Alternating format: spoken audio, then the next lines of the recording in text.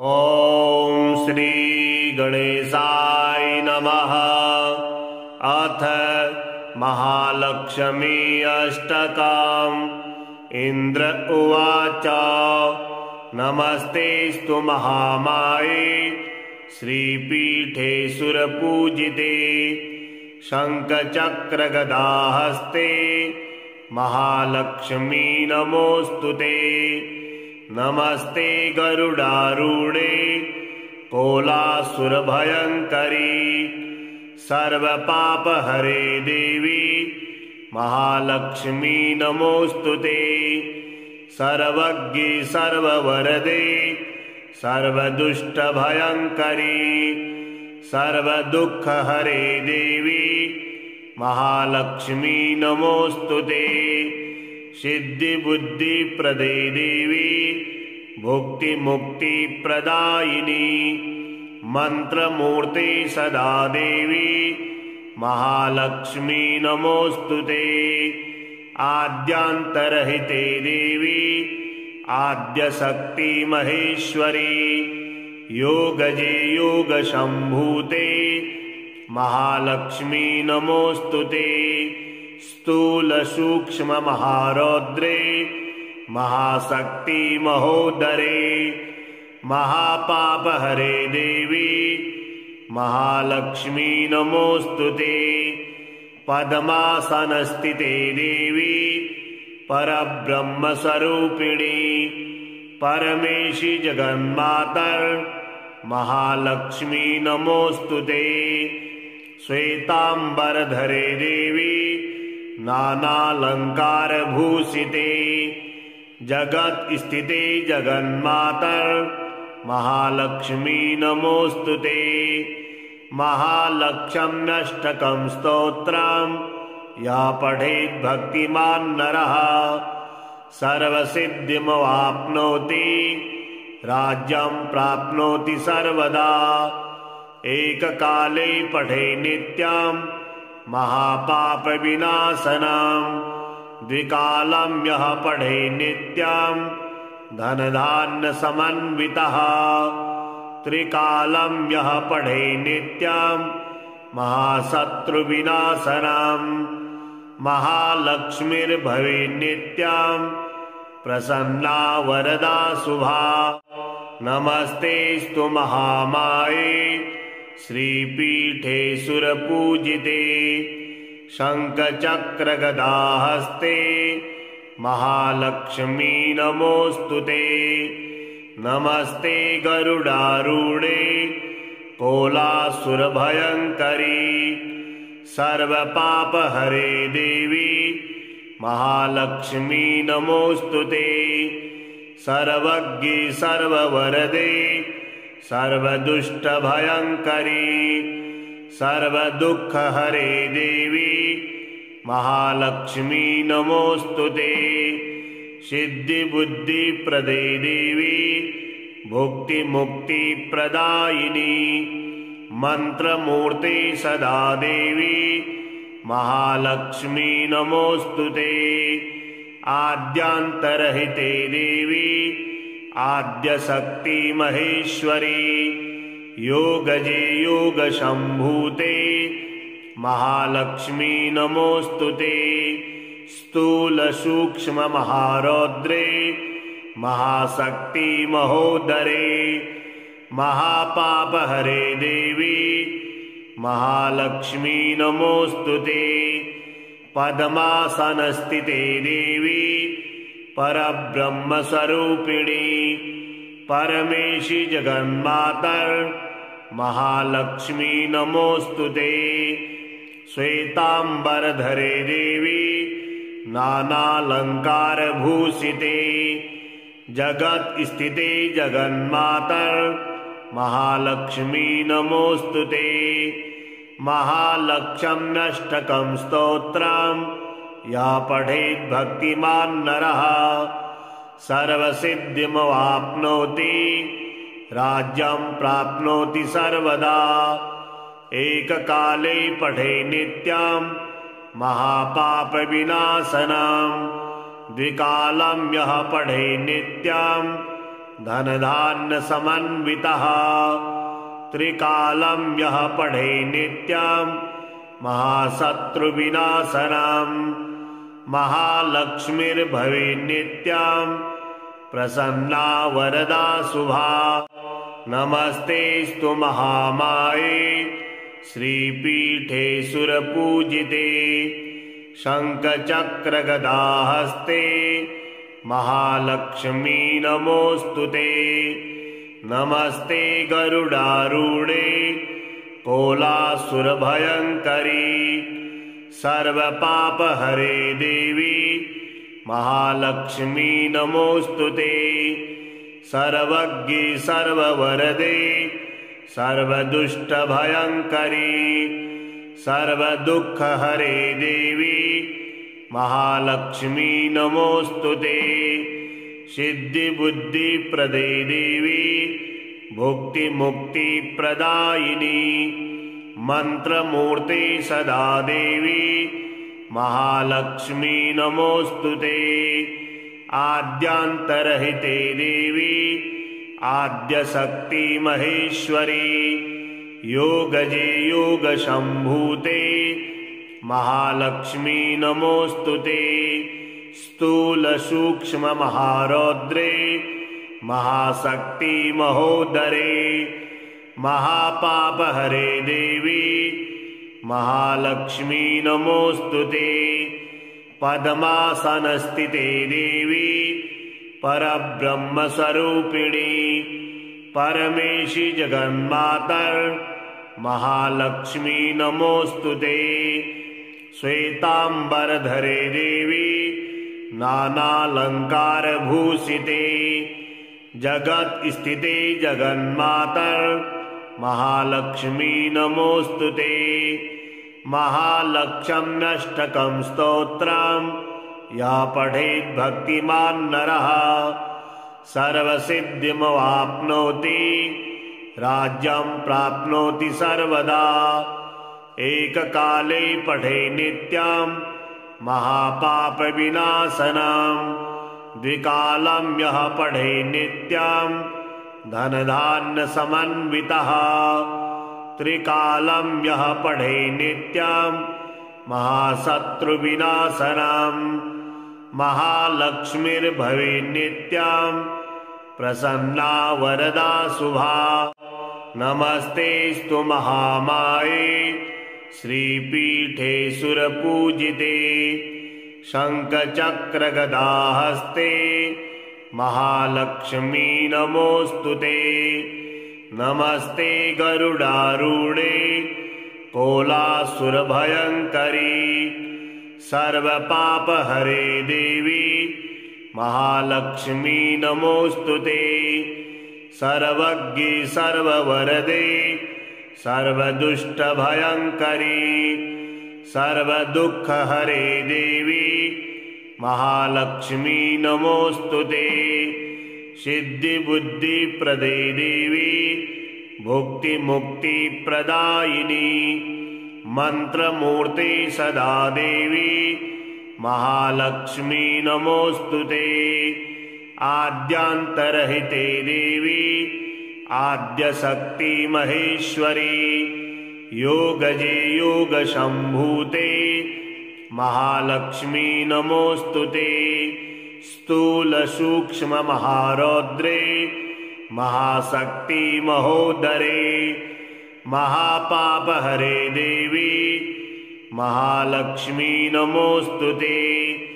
पद्मासनस्थिते देवी परब्रह्मस्वरूपिणी परमेशि जगन्मातर् महालक्ष्मी नमोऽस्तुते।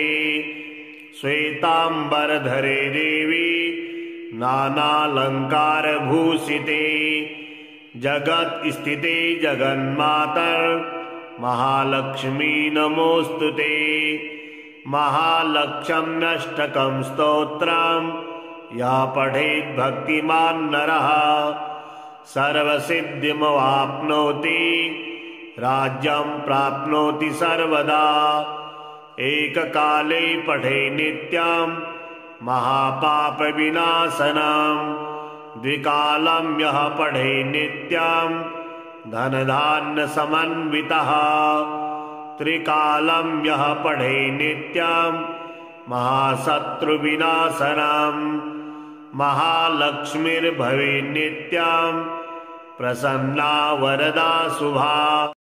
नमस्तेस्तु महामाये श्रीपीठे सुरपूजिते शङ्खचक्रगदाहस्ते महालक्ष्मी नमोऽस्तुते। नमस्ते गरुडारूढे कोलासुरभयङ्करी सर्वपापहरे देवी महालक्ष्मी नमोऽस्तुते। सर्वज्ञे सर्ववरदे सर्वदुष्टभयङ्करी सर्वदुःखहरे देवी महालक्ष्मी नमोऽस्तुते। सिद्धिबुद्धिप्रदे देवी भुक्तिमुक्तिप्रदायिनी मन्त्रमूर्ते सदा देवी महालक्ष्मी नमोऽस्तुते। आद्यान्तरहिते देवी आद्यशक्ति महेश्वरी योगजे योगशम्भूते महालक्ष्मी नमोऽस्तुते। स्थूलसूक्ष्ममहारौद्रे महाशक्ति महोदरे महापापहरे देवी महालक्ष्मी नमोऽस्तुते। पद्मासनस्थिते देवी परब्रह्मस्वरूपिणी परमेशि जगन्मातर महालक्ष्मी नमोऽस्तुते। श्वेतांबरधरे देवी नानालंकारभूषिते जगत्स्थिते जगन्मातर महालक्ष्मी नमोऽस्तुते। महालक्ष्म्यष्टकं स्तोत्रं या पठेत् भक्तिमान् नरः सर्वसिद्धिमवाप्नोति राज्यं प्राप्नोति सर्वदा। एककाले पठे नित्यं महापापविनाशनं द्विकालं यः पठे नित्यं धनधान्यसमन्वितः त्रिकालं यः पठे नित्यं महाशत्रुविनाशनम् महालक्ष्मीर्भवे नित्यं प्रसन्ना वरदा शुभा। नमस्तेस्तु महामाये श्रीपीठे सुरपूजिते शङ्खचक्रगदाहस्ते महालक्ष्मी नमोऽस्तुते। नमस्ते गरुडारूढे कोलासुरभयङ्करी सर्वपापहरे देवी महालक्ष्मी नमोऽस्तुते। सर्वज्ञे सर्ववरदे सर्वदुष्टभयङ्करी सर्वदुःखहरे देवी महालक्ष्मी नमोऽस्तुते। सिद्धिबुद्धिप्रदे देवी भुक्तिमुक्तिप्रदायिनी मन्त्रमूर्ते सदा देवी महालक्ष्मी नमोऽस्तुते। आद्यान्तरहिते देवी आद्यशक्ति महेश्वरी योगजे योगशम्भूते महालक्ष्मी नमोऽस्तुते। स्थूलसूक्ष्ममहारौद्रे महाशक्ति महोदरे महापापहरे देवी महालक्ष्मी नमोऽस्तुते। पद्मासनस्थिते देवी परब्रह्मस्वरूपिणी परमेशि जगन्मातर महालक्ष्मी नमोऽस्तुते। श्वेतांबरधरे देवी नानालंकारभूषिते जगत्स्थिते जगन्मातर महालक्ष्मी नमोऽस्तुते। महालक्ष्म्यष्टकं स्तोत्रं या पठेत् भक्तिमान् नरः सर्वसिद्धिमवाप्नोति राज्यं प्राप्नोति सर्वदा। एककाले पठे नित्यं महापापविनाशनम् द्विकालं यः पठे नित्यं धनधान्यसमन्वितः त्रिकालं यः पठे नित्यं महाशत्रुविनाशनम् महालक्ष्मीर्भवेत् नित्यं प्रसन्ना वरदा शुभा।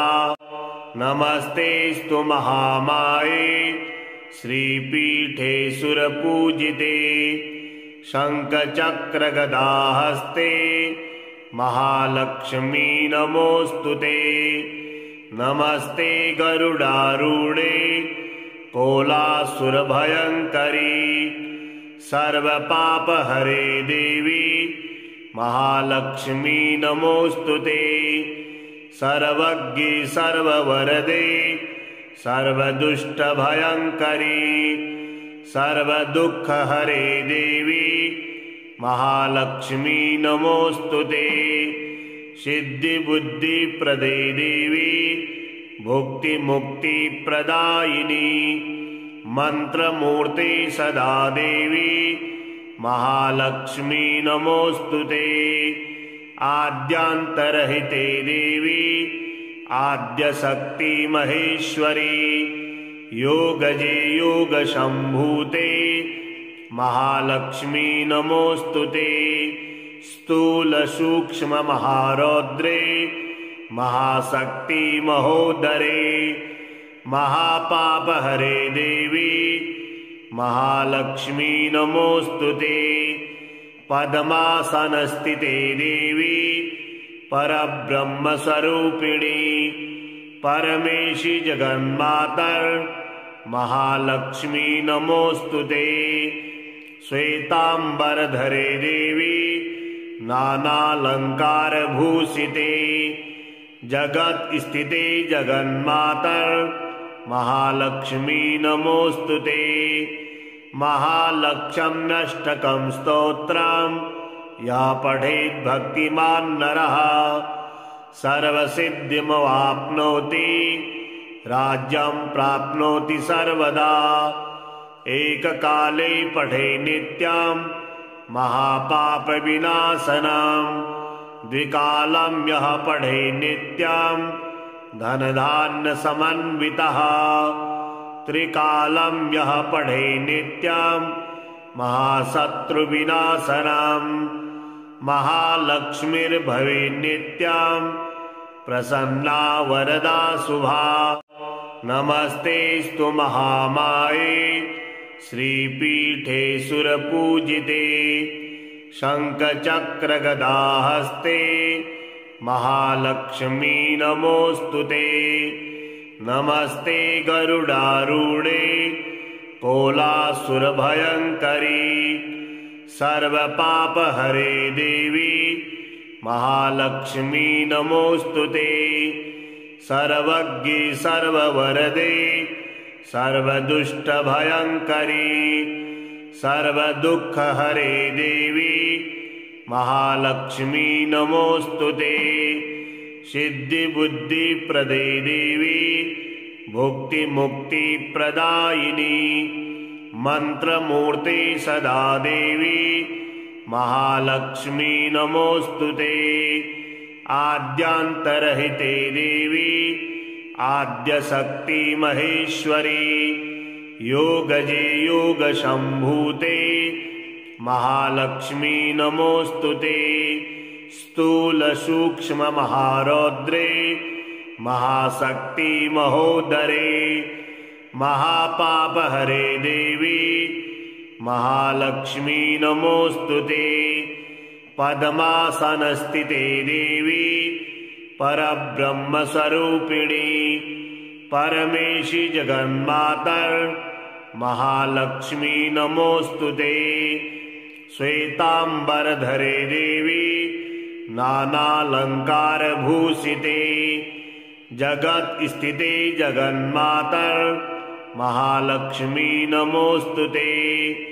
महालक्ष्म्यष्टकं स्तोत्रम् या पठेत् भक्तिमान् नरः सर्वसिद्धिमवाप्नोति राज्यं प्राप्नोति सर्वदा। एककाले पठे नित्यां महापापविनाशनां द्विकालं यः पठे नित्यां धनधान्यसमन्वितः त्रिकालं यः पठे नित्यां महाशत्रुविनाशनां महालक्ष्मीर्भवे नित्यां प्रसन्ना वरदा शुभा। नमस्तेस्तु महामाये श्रीपीठे सुरपूजिते शङ्खचक्रगदाहस्ते महालक्ष्मी नमोऽस्तुते। नमस्ते गरुडारूढे कोलासुरभयङ्करी सर्वपापहरे देवी महालक्ष्मी नमोऽस्तुते। सर्वज्ञे सर्ववरदे सर्वदुष्टभयङ्करी सर्वदुःखहरे देवी महालक्ष्मी नमोऽस्तुते। सिद्धिबुद्धिप्रदे देवी भुक्तिमुक्तिप्रदायिनी मन्त्रमूर्ते सदा देवी महालक्ष्मी नमोऽस्तुते। आद्यान्तरहिते देवी आद्यशक्ति महेश्वरी योगजे योगशम्भूते महालक्ष्मी नमोऽस्तुते। स्थूलसूक्ष्ममहारौद्रे महाशक्ति महोदरे महापापहरे देवी महालक्ष्मी नमोऽस्तुते। पद्मासनस्थिते देवी परब्रह्मस्वरूपिणी परमेशि जगन्मातर महालक्ष्मी नमोऽस्तुते। श्वेतांबरधरे देवी नानालंकारभूषिते जगत्स्थिते जगन्मातर महालक्ष्मी नमोऽस्तुते। महालक्ष्म्यष्टकं स्तोत्रं या पठेत् भक्तिमान् नरः सर्वसिद्धिमवाप्नोति राज्यं प्राप्नोति सर्वदा। एककाले पठे नित्यां महापापविनाशनां द्विकालं यः पठे नित्यां धनधान्यसमन्वितः त्रिकालं यः पठे नित्यां महाशत्रुविनाशनां महालक्ष्मीर्भवे नित्यां प्रसन्ना वरदा शुभा। नमस्तेस्तु महामाये श्रीपीठे सुरपूजिते शङ्खचक्रगदाहस्ते महालक्ष्मी नमोऽस्तुते। नमस्ते गरुडारूढे कोलासुरभयङ्करी सर्वपापहरे देवी महालक्ष्मी नमोऽस्तुते। सर्वज्ञे सर्ववरदे सर्वदुष्टभयङ्करी सर्वदुःखहरे देवी महालक्ष्मी नमोऽस्तुते। सिद्धिबुद्धिप्रदे देवी भुक्तिमुक्तिप्रदायिनी मन्त्रमूर्ते सदा देवी महालक्ष्मी नमोऽस्तुते। आद्यान्तरहिते देवी आद्यशक्ति महेश्वरी योगजे योगशम्भूते महालक्ष्मी नमोऽस्तुते। स्थूलसूक्ष्ममहारौद्रे महाशक्ति महोदरे महापापहरे देवी महालक्ष्मी नमोऽस्तुते। पद्मासनस्थिते देवी परब्रह्मस्वरूपिणी परमेशि जगन्मातर महालक्ष्मी नमोऽस्तुते। श्वेतांबरधरे देवी नानालंकारभूषिते जगत्स्थिते जगन्मातर महालक्ष्मी नमोऽस्तुते। महालक्ष्म्यष्टकं स्तोत्रं या पठेत् भक्तिमान् नरः सर्वसिद्धिमवाप्नोति राज्यं प्राप्नोति सर्वदा। एककाले पठे नित्यं महापापविनाशनं। द्विकालं यः पठे नित्यं धनधान्यसमन्वितः। त्रिकालं यः पठे नित्यं महाशत्रुविनाशनं। महालक्ष्मीर्भवे नित्यं प्रसन्ना वरदा शुभा। नमस्तेस्तु महामाये श्रीपीठे सुरपूजिते। शङ्खचक्रगदाहस्ते महालक्ष्मी नमोऽस्तुते। नमस्ते गरुडारूढे कोलासुरभयङ्करी। सर्वपापहरे देवी महालक्ष्मी नमोऽस्तुते। सर्वज्ञे सर्ववरदे सर्वदुष्टभयङ्करी। सर्वदुःखहरे देवी महालक्ष्मी नमोऽस्तुते। सिद्धिबुद्धिप्रदे देवी भुक्तिमुक्तिप्रदायिनी। मन्त्रमूर्ते सदा देवी महालक्ष्मी नमोऽस्तुते। आद्यान्तरहिते देवी आद्यशक्ति महेश्वरी। योगजे योगशम्भूते महालक्ष्मी नमोऽस्तुते। स्थूलसूक्ष्ममहारौद्रे महाशक्ति महोदरे। महापापहरे देवी महालक्ष्मी नमोऽस्तुते। पद्मासनस्थिते देवी परब्रह्मस्वरूपिणी। परमेशि जगन्मातर् महालक्ष्मी नमोऽस्तुते। श्वेताम्बरधरे देवी नानालङ्कारभूषिते। जगत्स्थिते जगन्मातर् महालक्ष्मी नमोऽस्तुते। महालक्ष्म्यष्टकं स्तोत्रं या पठेत् भक्तिमान् नरः सर्वसिद्धिमवाप्नोति। राज्यं प्राप्नोति सर्वदा। एककाले पठे नित्यं महापापविनाशनं। द्विकालं यः पठे नित्यं धनधान्यसमन्वितः। त्रिकालं यः पठे नित्यं महाशत्रुविनाशनं। महालक्ष्मीर्भवे नित्यं प्रसन्ना वरदा शुभा। नमस्तेस्तु महामाये श्रीपीठे सुरपूजिते। शङ्खचक्रगदाहस्ते महालक्ष्मी नमोऽस्तुते।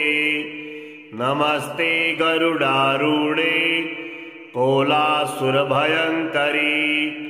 सर्वपापहरे देवी महालक्ष्मी नमोऽस्तुते। सर्वज्ञे सर्ववरदे सर्वदुष्टभयङ्करी।